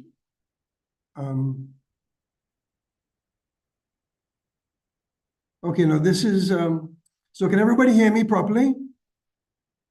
Yes, we're hearing you quite clearly. Okay, great. So, so this is a project that that was also a very big success. It's the Costa University headquarters, and my main client, my main point of contact was Dr. Paul, and I made a prediction to her. I said, I'm going to give you something, doctor, where the students will be happier, they will learn faster, the faculty will enjoy teaching more, the whole school will be a more fluid and creative place, and there'll be more social order. And they took it with several grains of salt, to say the least. But when it was built and actually operating, Dr. Paul came to me and she said, David, every single thing that you promised has actually come to pass. And all of those things, the students are happier, the faculty are happier, grades are up, they have, so the attendance is up. And that's because of all of the things we use. So it's, all the green architecture principles, it uses less energy. So the air quality is better. And it has these Vastu principles built in that deal with the right light quality and the right sun quality in the right places, so that by using all of these principles that I'm going to be talking about, and you roll them all into one project, it can actually have phenomenal results. And in a business, the businesses will actually be 30% more profitable just by using these principles. So not only are we bringing heaven on earth, but we're giving businessmen all of the reasons why they should be doing this. This is another Vastu, green Vastu project we did. I'm going to skip through because I know we have a time limit. This is a green Vastu home that I designed using all of the green building principles, that uses about 50% less energy, and is also very beautiful. And this is real authentic Vastu, where we did the Vedic calculations for every single dimension to get the right sacred geometry and the right proportions. These are just some commercial to show that we can do green Vastu buildings for normal run-of-the-mill, commercial buildings. So these are just, so two more commercial buildings that used the green Vastu principles. The one on the left here was commissioned by well-known senator here in Trinidad. And so I made the theme for it East meets West, so that visually and technologically, we tried to get the best of the East and the best of the West. And the one on the right is a mansion for a wealthy Indian businessman that was done with exhaustive vastu details. All of the column details were, exquisitely designed using sacred geometry and various calculations. Okay, so the thing is, we have a very interesting problem on the earth with the internet and the deluge of all of the modern information and the access to all of the ancient information. We have a very interesting situation. We have all of the knowledge we need to create heaven on earth is on the planet right now. And so the problem is more finding it and getting it into the minds and the understanding of those who have the power to change the environment. I'm speaking about like developers and like politicians, and synthesizing it to like make sure that we're using the absolute best. So two of the main objectives is to synthesize the best of the East with the best of the West, and to synthesize the best of the ancient with the best of the modern. Now, speaking about modern, this is an ultra-modern, state-of-the-art building where we're actually using eVTOLs, vertiports, and multimodal transportation hub, and all of the technology, but it's actually a Vastu building that follows all the principles of Vastu. So again, we're integrating the ancient with the modern. Now, this is an exception that proves the rule. Sometimes we've also done many theme parks and tried to integrate the ancient Vastu principles, but found that what really works best is a synthesis where sometimes in certain circumstances, but especially for entertainment and malls, we break the rules so you still have the like Stepachevedic grid, but you play games with it. So there's randomness and there's surprise, and that makes for the entertainment aspect. So you got to roll with the punches. This is a themed mall that's a fully Vastu structure. Like it has the centralized western entrance and the centralized southern entrance, which is good for commercial buildings. But we superimpose an entertainment theme on it. Now, this is the Acerite Nature Center that uses about 55% less energy because of all of the building systems, radiant barriers, awnings, and low E-glass, and all these things. So it's very, very possible now to use less than half the amount of energy, which is, of course, a very green thing to do, and makes for less impact on the planet and less pollution. So it's very easy to get down below 50% of the energy usage of a conventional building. And then we also use the roof garden. So on the right-hand side, you can see we've got a roof garden where we have demonstration beds where the farmers can grow organically on the roof. So we haven't used up any more land space. So we're living lightly on this pristine environment. This is using some like traditional Vastu kind of principles where we do the old-fashioned wrapping of the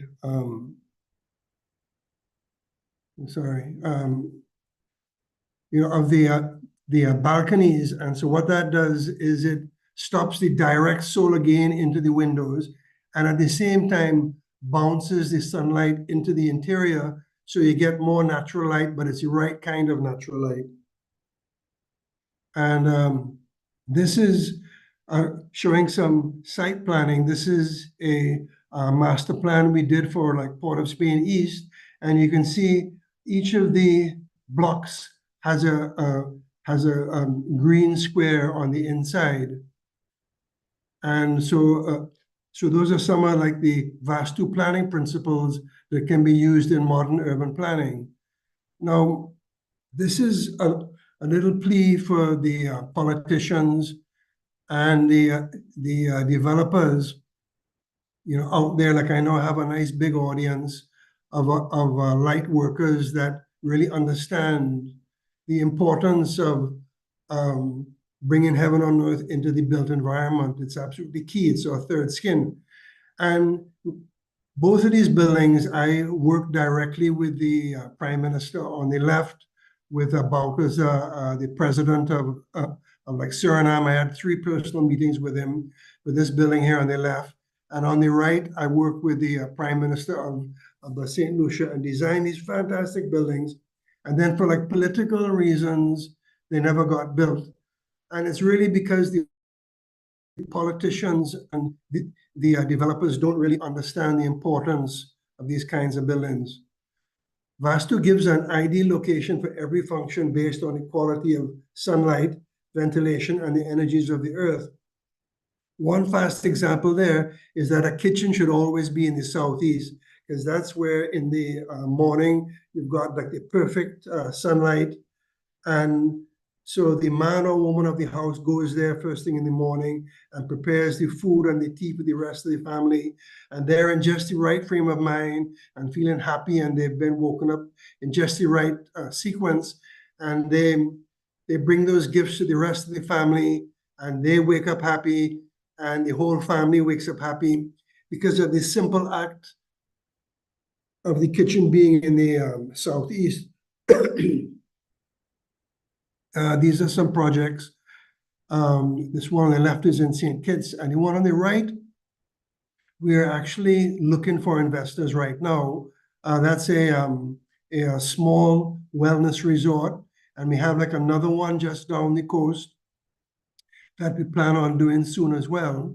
They're going to use the best knowledge on the planet to create wellness and the best architecture to create like a true healing space.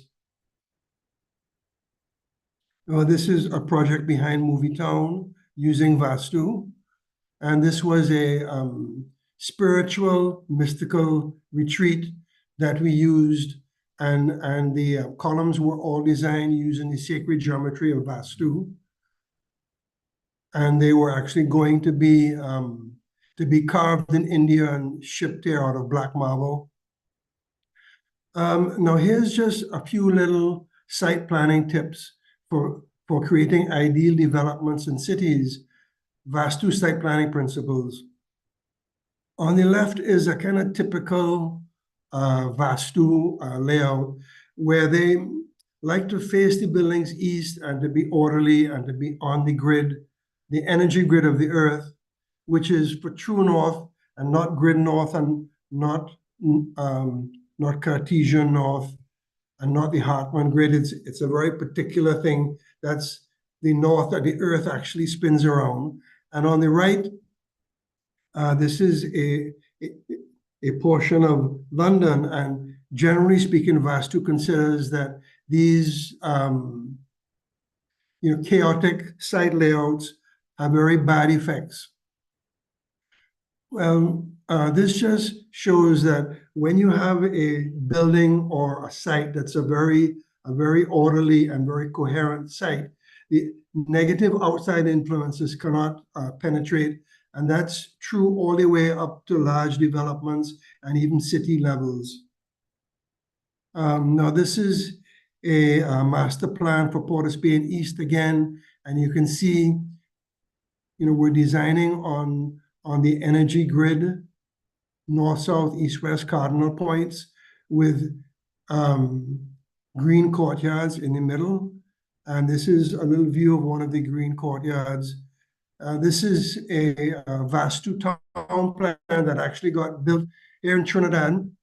Little known, when we first designed it, it was a town for 10,000 people down in Princess Town, just immediately east of Princess Town. But the government only built 600 houses, so a little less than half of it actually got built to this very same site plan you're seeing.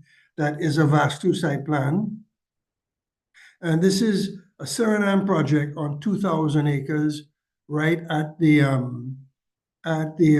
so the confluence of the Saramacca River and the Copenhagen River, where they both meet the sea.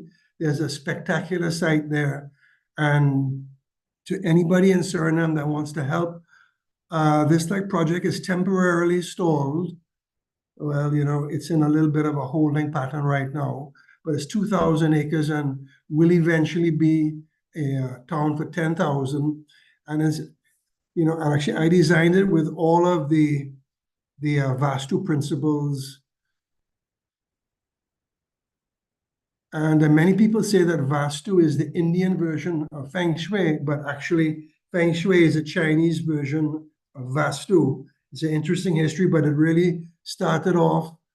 Buddha was a Hindu prince, and he's the man that's credited with when he started his travels. He was actually teaching Vastu, and he taught Vastu in China, and he taught Vastu in Japan, and that knowledge went on to become Feng Shui. And these are just some shots from my own house, showing that sacred geometry can also be used to multiply the Vastu effects when it's in the overall planning of the city, and then the town, and then the site, and then the house, and then in the actual decoration, and in the tiles and in the wrought iron work. You can continue this coherence. So what you're seeing there, this is called the flower of life, which is probably the most important sacred geometry symbol, and it's also built in, built into the sliding glass door, and it's supposedly a sacred geometry image that brings coherence and brings creativity. And then the other principle that I used is the 3x3 grid, and the actual floor plan was designed using the 3x3 Vastu grid, where the southeast is the kitchen area, the southwest is the master bedroom, and so forth and so on, and then the Brahmastan, and then you have the grid, the Stapatya grid, and then you have the subgrid and the sub-subgrid.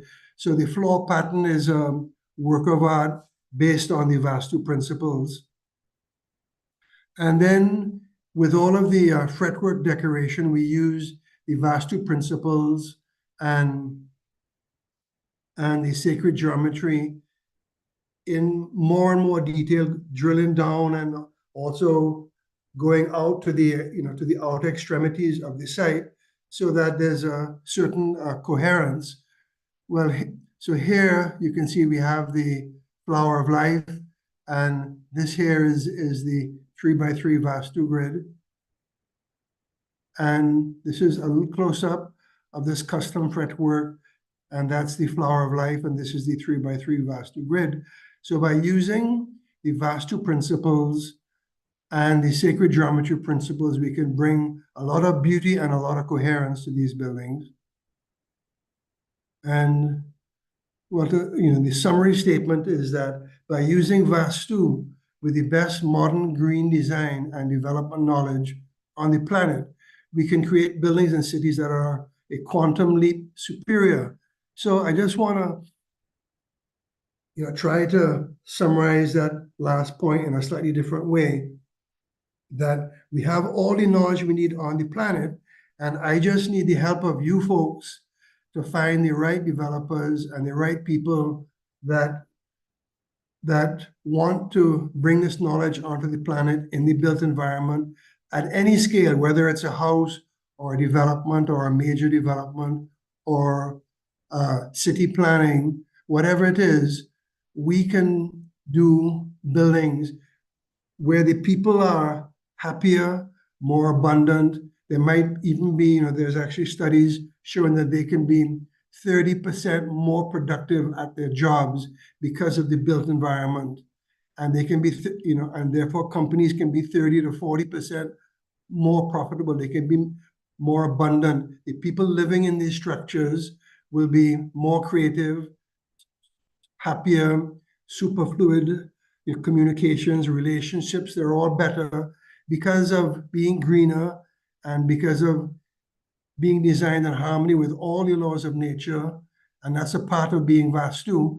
We literally have the knowledge on the planet to create heaven on earth in the built environment and in our own lives. And the only thing we need now is just developers who really understand this. So I rest my case and I'm going to turn back. Excellent, Mr. Poju. Thank you so much. And I hope everyone takes your appeal very seriously and that you have something productive coming out of this session. Let me invite Mr. J. Nair with his question or comment. Jay, can you unmute, please?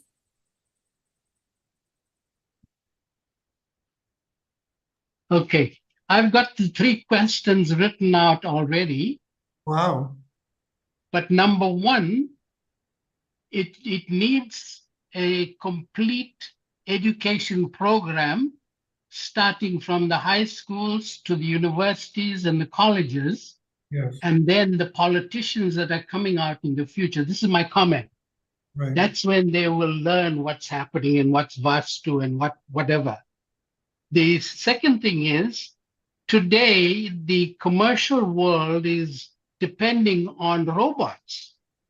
Mhm. And robots are doing the work. And if you look, I'll give you an example of a meat plant where they portioning the beef, pork, lamb, and sheep, and so on. It's all robotic. Right. You just want to have the technology, and then it's cutting and get the pieces at the end. The only thing is at the end, you got manpower or the people power that just put in boxes and then send it to the camp. But I gave you 3 questions, and I would like you to give me some answers to that, please.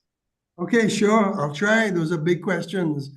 But yeah, sure. Education, I mean, that is the essence, is that we have, a development process that is controlled by politicians, that is controlled by town and country planning, and controlled by wealthy developers who their primary motive is how much money can they make, and they don't really understand the art and the science of the built environment. So you're absolutely right, is that it's an education problem. And I'm doing my best. I've been trying to educate my clients, and I have to admit it is frustrating that that sometimes I have the perfect Vastu design in mind. I have the perfect green. We have all of these solutions to reduce the energy consumption by 50%. We have all of the radiant barriers and sunscreens. And then when you make the presentation, because they're not receptive, a lot of really good ideas get left behind. And I really don't have any good answer, but yes, education is the solution. If I had educated clients, I would be much further on in terms of bringing heaven on earth, to the built environment. As far as the robots go, that's going to be the single biggest change we have on the planet over the next 10 years, between the AI and the robots with the AI, and they will be gradually taken over, and it's going to be the biggest change the world has ever experienced so far. So it's going to be like a rough ride, but it'll be quite a long time before they can truly have anything close to the creative spirit and the sensitive spirit or the soul of a human being. And they're going to be building cities for us, but we need to tell them exactly. And so I really see it that we're going to be co-creating the cities with them, but we need to make sure that we are in charge of them. And that's going to be the little trick in Elon Musk. Task. The task is, how do you let them do as much as possible, but not take over. So, I mean, like I know I didn't give you such good answers, but No, complicated projects. I promise to do one thing. I'm going to go to a webinar or a Zoom session. You heard of Dr. David Suzuki from Canada? Oh, yes. Mhm. Okay, now I'm going to send this presentation to him with the help of the ICC. I'm going to send it to him and try to make contact and see how he can push the buttons. Okay. Yeah, that'd Okay, be that's wonderful. number one from the Canadian side. Now, the Right. second one, just a recommendation, after November 5th, down in the States, you should try to make some contacts to go and do your presentation to the President of the United States of America. Wow. Well, I hope that Kamala will see me. Well, you got something that will be in her cards. She wants to build 3 million homes next year. Yes. So there's the time. You are Okay. in time. Well, thanks for the advice. Excellent, Jay. Very nice. And Mr. Fojo, I don't know if you can read the chat as yet, but Rivan Ramnandanal is saying, please do contact him for the Suriname project at the Saramaka-Kopanam conjunction. They have Right. interest to help develop. Oh, yeah. Well, that's fantastic. But you know, I don't see that comment now. How can I find that comment? It's okay. It's in the chat, and we will also send you contact information via WhatsApp and email addresses for both Jay and Rivan. All right, yeah, wonderful, because that Suriname project, if I can say one quick thing about it, would be really fantastic for Suriname. It's badly needed because right now they don't have a deep water port. They have all of the Guyana stuff going on there. And that project will have a deep water port, a shallow water port, a airstrip, and a vertiport. And it will completely transform Suriname, but it's a little bit stalled for like semi-political projects. So, Shani, is that you? No, that's not me. I'm unmuted, but that's not me. Oh, I'm sorry. Okay, so somebody's speaking in addition to, but Shani, go ahead with your question or comment. Okay, hi, David. First of all, I have a couple comments. As architects, as practitioners, we are taught already to deal with passive cooling, passive heating, and so on, sunshade devices. That's just part and parcel of architectural education.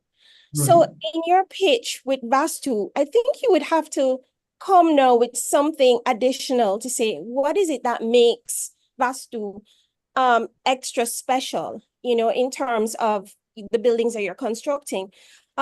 I did a very brief project at the end of undergraduate using Vastu, and it was so hard because, for example, you're talking about the kitchen in the southeast, for example, and the master bedroom in the southwest, for example. I don't remember the exact things you used, but if we're taking in our climates, I would not want a bedroom in the southwest because of the heat gain towards the end of the day, etc. So some of these things you'd have to put forward. How do you overcome some of those things while still looking at the principles of Vastu? Number two, it's on a very rigid grid system.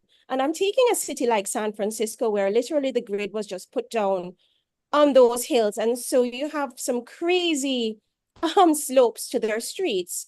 So if you're presenting Vastu to a town planner in a very hilly area, how would you convince the person to have such a rigid grid system? Or at that stage, would you then bend the rules, as you said you do bend the rules sometimes? Are we taking into account the terracing, the vistas, the view, everything that you do with architectural design? How do you combine everything to make it wholesome, and more importantly, present it to your client so they understand where you are coming from, and, you know, make it worthwhile? You have to sell Vastu as something that's a little more, not just what you learn at architectural school, but just a little bit more. And I think it would have been nice if you had gone into some of the principles, just a little bit more to explain, you know, why is this quadrant the best quadrant for X?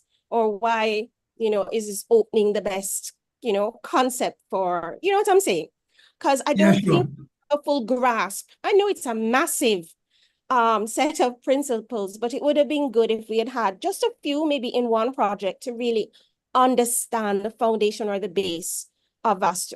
Yes, that's my comment. Okay, good. Yeah, Thank sure, you. sure.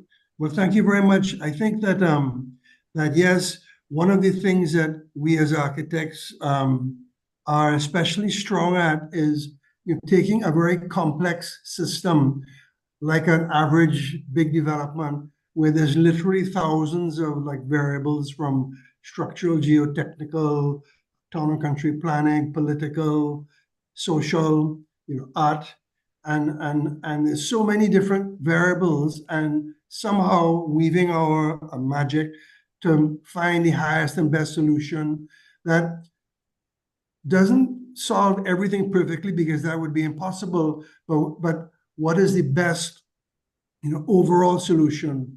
And it's a very complex creative process, and I have learned that you really do need to flex with your principles, you know, to like find the highest and best maximal solution.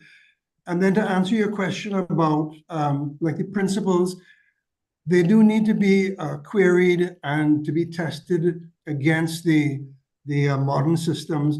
But again, sometimes they make surprising sense. For example, so the kitchen being in the like southeast, if you ask the average architect, that's not on their radar screen. They've never heard that. Put the kitchen anywhere. But the thing is, but the kitchen is a very special place. And so you want to put it where the light quality is the absolute best in the morning, because the so the homemaker goes into the kitchen, and then he or she has to be in just the right, because that's the start of the day for the family, for the whole family, for the whole day. And then when you have the sun's, you know, like in the southeast coming in low, and then the shadows of the leaves are being cast on the walls and flickering, and it's just the right light. And nature has a little way of waking you up in the exact right sequence. So you're in the kitchen and you're not quite fully full of energy yet, and then the sun is waking you up in just the right sequence, and it's very peaceful, and you can hear the birds chirping, and then gradually you get woken up, and then you make the little tea for the family, or the husband or for the wife, and then you are in a very nice mood because you woke up just right, and then you bring that tea and that food to the rest of the family, and you wake them up for the day. So the person in the kitchen started off just right, and then they spread that just rightness throughout the whole house, so the whole family wakes up just right. So the day for the whole family is just that much better. And that's not really described anywhere, like in any books that I've ever read, but it just makes sense, you know? So those are some of the little, you know, insights that Vastu has for the kitchen in the southeast that most architects don't even know about. Excellent. You know, it's all about the energy. Yes. Dr. Sharanand, you have a question. Can you unmute, please?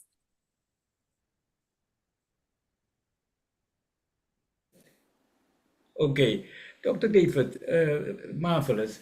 I have two questions. One, what is the core benefit of the Vastu principles? That's one. The second question is, what can someone do when he or she is living in a house or working in a building that is not built conform the principles of Vastu Shastra? How can you overcome the problem? Because you have thought once about the sick building syndrome. You know. Right. That's Okay. right. Good. You have a good memory. Thank you. Yeah, very good. Yeah, well, it's a difficult thing. Whenever you renovate, there's some simple basic things that you can do. And they call it a rectification.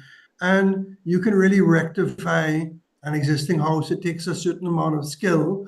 How can you rectify it with the least amount of cost to get the maximum vastu benefits and to get the maximum, the best natural light into the right rooms?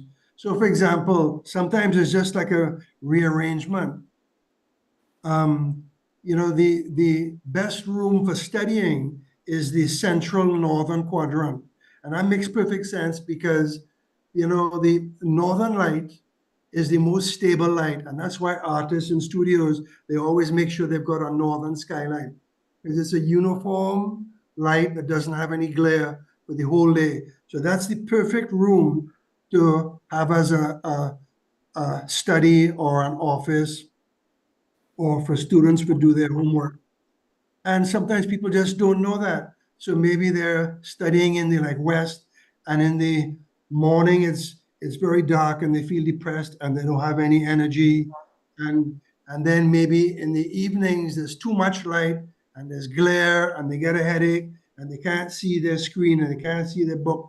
So it's so important. So all you need to know is some of these Vastu principles, that the northern central quadrant is the best place to study. So if there's a home that has the study room or the office, whatever they call it, in the wrong place, you can just relocate it. So there's certain things like that, but it's always best to build it correct. And then the other thing that I'll say is that Vastu is just what the ancient Indians thought was the best architecture, was the best way to build. And we in the West, we're doing what we think is the best architecture. And I think that we need to learn from each other, so that sometimes when you weigh the Vastu principles and then there's some new knowledge, and then you have to decide what is the better way to go. But it's not a black and white that Vastu is always right and modern science is always wrong.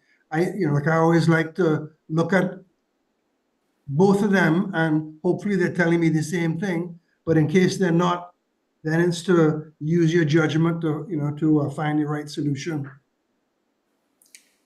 Okay, but can you overcome the problems when your house is not built conform the, for example, the kitchen is building in a wrong location. It has to be in front, and the mother is cooking and cooking every day. There are 4 children in house, and 3 of them got sick because the vastu of the kitchen is not on the right place. What can do someone in this case? Yeah, well, it is a very difficult thing, and I think that the big long-term solution is to build things correctly from the beginning. Yes, But yes, like you said, but there's so much that's been built already that you just have to make some tough judgments, where maybe you can move the kitchen sometimes, and it's a good opportunity to redo the kitchen. But the other thing, I studied for a long time, and I went to India and I studied Sthapacha Veda, and I studied under Maharishi Mahesh Yogi, and some people take a very hard line. They believe that a building that is not a good building, that's in my case, it's bad Vastu, it's bad green architecture, it's sick building. Sometimes those buildings need to be relegated to storage or for storeroom or for secondary uses, and then you need to build again. And that's what they did. They actually bought a whole campus, a 500-acre campus with dozens and dozens of buildings, and they felt so strongly. Now, I think it's a little radical myself. I think this is a little too radical, but what they did was they knocked down the buildings one by one. They knocked this one down. It's bad Vastu, it's green, it's toxic, it's a sick building. It has electromagnetic fields. And so they found the worst building, and then they knocked it down, and then they built a new building. And then they were finished that and they went to the next one. And now they have a whole campus where every single building is a perfect green Vastu building. So, the built environment is very important, and there are some very difficult judgments that need to be made. Intense. Thank you. Very good, yeah. We'll take a final question now from Nicole Raquel Moore. Nicole, go ahead.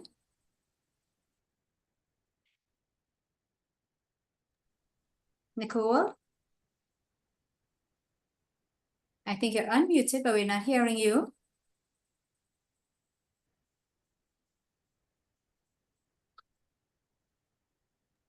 Okay, Well, I'm not. maybe after we end, we can do that. Yeah. Sure. So at this point in time, I want to say fantastic presentation, Mr. Fojo, as always.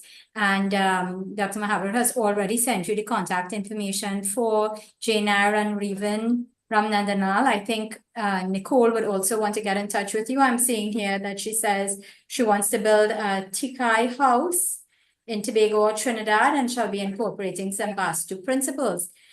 Kasraj is also asking, what's the smallest size residential house you will undertake? Well,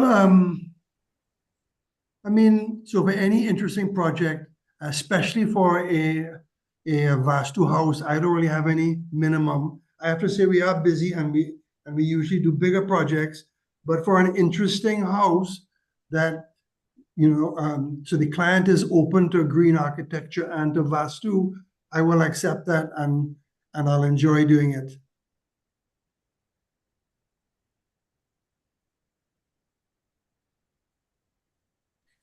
Thank you so much. It's absolutely been very, very enlightening. I want to thank you so much for your time.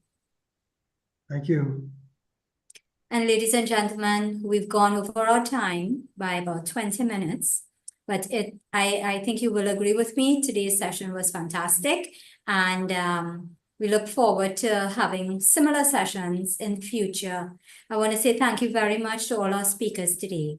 Rosie Paul, Sri Devi Changali from India, Papi and Revan from Suriname, and Mr. David Fojo, who is hours in Trinidad and sometimes in the US. Thank you all very, very much for sharing all your knowledge. It has been extremely enlightening. And I want to say thank you very much to the audience. Your participation was extremely good today, and I want to thank you for being here with us. Let me turn you all over now to Shakira. Thank you, Shalama. And we want to thank everyone again for taking the time to attend and to participate. And as we said earlier, this public meeting is being hosted by the Indo-Caribbean Cultural Center and supported by Rose Mohammed and her team of 12 friends.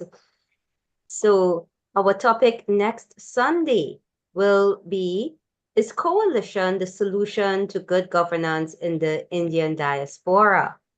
So we look forward to everyone joining next Sunday. So please visit, like, and subscribe to our YouTube channel to see all our past recordings. I am Shakira Mohammed from Trinidad and Tobago saying goodbye. May God bless you all. Dhanyavad.